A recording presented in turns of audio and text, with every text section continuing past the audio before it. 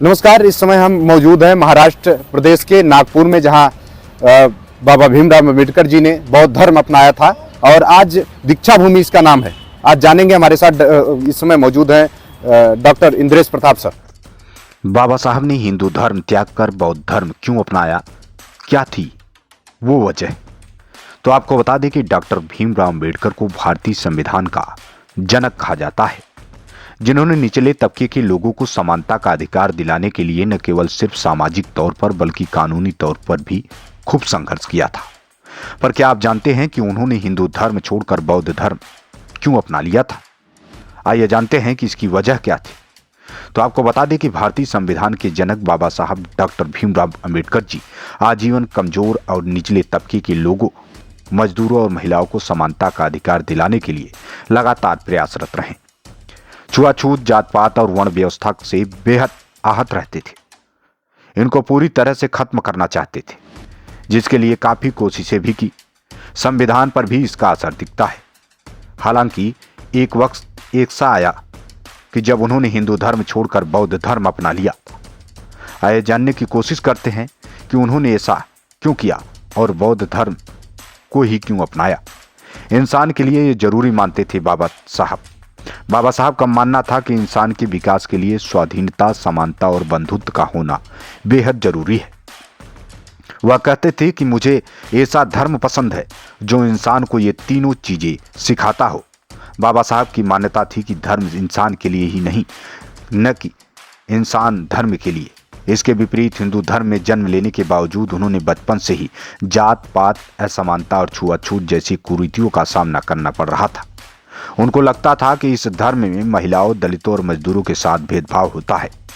वह मानते थे कि हिंदू धर्म में कर्म के सिद्धांत का प्रयोग केवल दलितों की शोषण के लिए किया जाता है। सामाजिक ही नहीं, कानूनी भी लड़ाई लड़ी थी उन्होंने। बाबा साहब ने हिंदू धर्म में प्रचलित कुरीतियों और वर्ण व्यवस्था आदि को समाप्त करने के लिए सामाजिक तौर पर भी संघर्ष किया, तो कानूनी लड़ाई तक भी लड़ी है। हालांकि जब उनको लगने लगा कि तमाम कोशिशें विफल हो रही है, उनको एहसास हुआ कि हिंदू धर्म में प्रचलित जात प्रथा और छुआछूत को दूर नहीं किया जा सकता। तब उन्होंने एक बड़ा फैसला लिया। उन्होंने कहा कि अगर सम्मानजनक जीवन और समानता का अधिकार चाहते हैं तो खुद की मदद करनी होगी।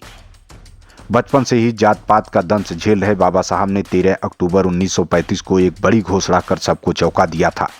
बाबा साहब ने कहा कि उन्होंने फैसला कर लिया है कि हिंदू धर्म को छोड़ देंगे।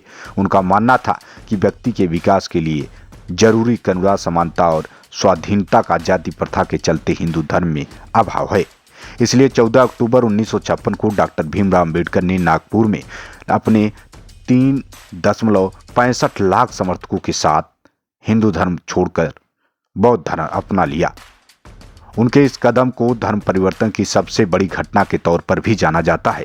नागपुर में धर्म परिवर्तन के वक्त बाबा साहब ने कहा था कि मैं हिंदू के रूप में पैदा जरूर हुआ हूं, लेकिन हिंदू के रूप में मरूंगा नहीं। यह तो कम से कम मेरे बस में है, इसलिए बौद्ध धर्म को चुना। बाबा साहब ने बौद्ध धर्म को ही इसलिए चुना क्योंकि उनका मानना था कि यह धर्म प्रज्ञा और करुणा प्रदान करता है, साथ ही समता का संदेश भी देता है। इनकी बदौलत इंसान एक अच्छा और सम्मानजनक जीवन जी सकता है। प्रज्ञा यानी अंधविश्वास के खिलाफ समझदारी, करुणा यानी दुखियों और पीड़ितों के प्रति संवेदना, और समता यानी जात पात, धर्म, लिंग, ऊंच नीच से दूर मनुष्य की बराबरी से इंसान जीवन विकसित होता है।